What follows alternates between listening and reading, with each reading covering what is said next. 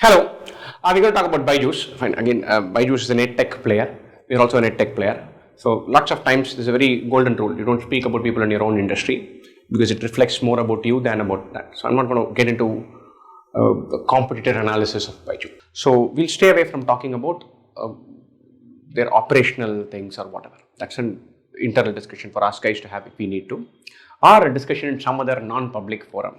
And later on. In this context, we're going to talk about the rights issue. So it seems to be a nice topic. So I want to talk about the rights issue and talk about what rights issues mean, how you raise capital and all of that. And so there are a couple of things. There are pre-money and post-money. That's one thing, one technical thing to know. And the rights issue itself, what that means. Right? So first of all, pre-money and post-money, how capital fundraise happens. And I didn't understand this. So I worked in the banking industry for 6 years, 8 years. And I didn't clearly know what pre-money and post-money were. I didn't know how fundraising dilutes capital. And so I asked a couple of people, I read up on it. Therefore, I'm saying, look, I've read up on it, I will share it with the rest of the world. So here we are. And so pre-money and post-money. Suppose you have a plot of land, right, and you want to build a nice house on it. Right? The plot of land is worth something, let's say it's in a good place, it's worth 5 crores. Right? But you don't have money to build this house on top of it. So you say, hey, I'll bring in some guy and he'll bring in some money and the two of us will build and we will share whatever gets built. Maybe we'll build 5 floors, sell it off and make money. He'll make some, I'll make some. And so a new guy comes in with money, he's a builder.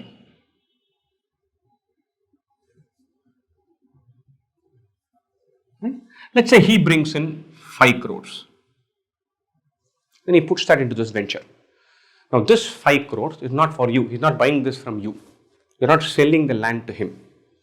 Together you're going to own this place. So what happens now is, you brought in something, you had something worth 5 crores, he brings in 5 crores to take it to the next level. So this original pre-money valuation of this thing is 5 crores. Post-money valuation of this thing is 10 crores. After the money comes in, it's worth 10 crores.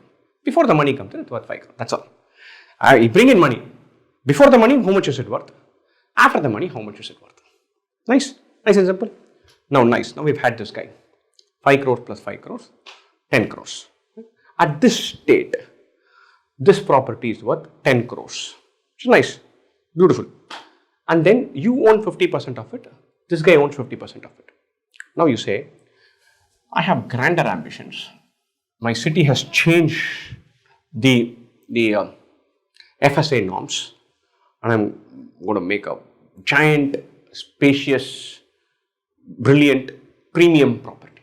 I'm going to sell it and become a multi-millionaire or whatever you become. Fine. So, and you say, look, I want more money because originally when we put 5 crore and 5 crores, we thought we'll build it to the project and finally create 5 flats worth 4 crores each, making 20 crores.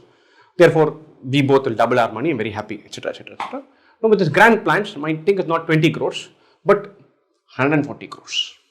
Or 100 crores. Let's keep nice juicy numbers. I'm going to go towards 100 crores. And I'm going to say, hey, this is now worth 100, be worth 100 crores. Then we say, hey, nice, but we need more money for that. We need more money for that. It could potentially go to 100 crores later on in 5 years' time.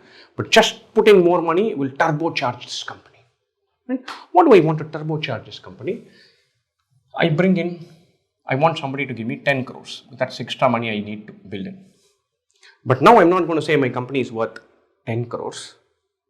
That's not what I have already here. I'm going to say this idea as a funda is worth 30 crores. This guy is bringing in 10 crores. Together it will be worth 40. He'll own 25% of it because he's brought in 10 out of 40. The remaining 75% will be owned by two of us. The guy who brought in will have 37.5. I'll have 37.5. All fine and dandy, beautiful.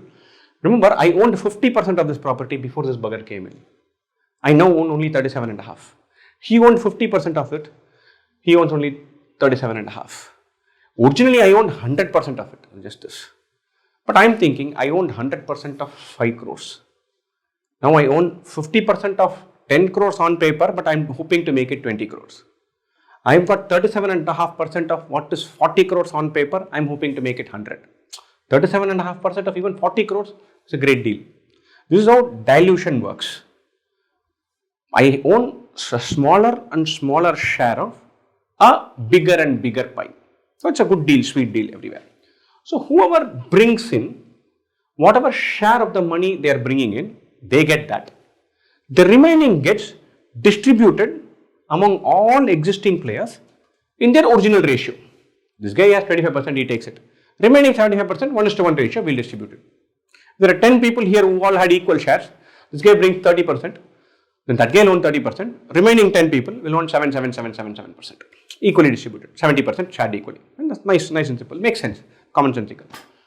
Now, when original number was 5 crores, the next number became 10 crores post money, hoping to make 20. The next number became 40 crores. Nice. My share is becoming, my valuation is becoming bigger. We're all happy. Right? What happened in this case with Byju is the original number was 22 billion, and then the new number was around 225 million, of which the money coming in to a rights issue was 200 million. Very interesting. Now, a rights issue says, look, I'm giving you all the original shareholders or investors in the company the right to invest before I raise capital from someone else. So, if 15 people own this company, all 15 will be given a chance to put money in the ratio of their original investment. So, if I own 6%, I'll continue to own 6%. There's no dilution of my stake. So, you have a right to invest first. If you don't exercise that right, then I'll find another solution. That's what a rights issue is. Now, but the ratios here is 200 out of 225. That means coming in is 8/9. So, if I have this as my pie, I carve out 1/9. The remaining, this whole thing is owned by whoever brings in this 200. So, the original owners, whatever they owned, in the same ratio, the remaining 1/9 they'll own. If you're owning only 1/9 of what it was, it doesn't matter what you originally owned. Suppose you own 9% of this company and you don't participate in this rights issue, you'll own 1%. Why? Because 8/9 is going to the guys who are participating in the rights issue. So, which is a pain, because if I have invested lots of money, I'll see my entire investment going to 1/9. Suppose I put lots of money and I own 9% of this company, and I say, look, this rights issue looks very low. This valuation is too low. A good asset. I don't want to invest right now. I want to have a discussion. Okay, they'll say, okay, don't invest. But you own 9%, that will now be called 1%. That's a problem. Right? So, if you can invest some share of this and retain your holding, or if you say, look, I'm not sure about this, you'll get slashed. It's not a mild dilution. It's not going from 22 to 21. You'll just crash. What you own of this company will crash. And so, this is a pain. And obviously, if you were an investor, you're going to be aggrieved by it. What is playing out now is, in some form, the aggrieved investors, the guys who had originally invested, they're saying, look, this is described as a Hobson's choice, which is, funnily enough, is the best way to describe it. But I was surprised that the management team was using those words. It was not a very charitable reference. It's just a Hobson's choice is choosing between gun and poison. That was a choice that was given to the investors. It used that phrase in another context adjacent to it. I was very surprised by it because it's a very pejorative term. Anyway, but it's a Hobson's choice. Either you invest this and keep on to your share of the company under pressure by plugging in more money, or you say, look, this looks like something funny happening and I don't want to do this. You see your holding crash. The moment these numbers were announced or displayed, it was a race for the guys who are existing shareholders to say, we'll do whatever it takes to make sure that this, or we'll try to do 100 things to make sure that this doesn't happen. If I don't participate in this, my ownership crashes.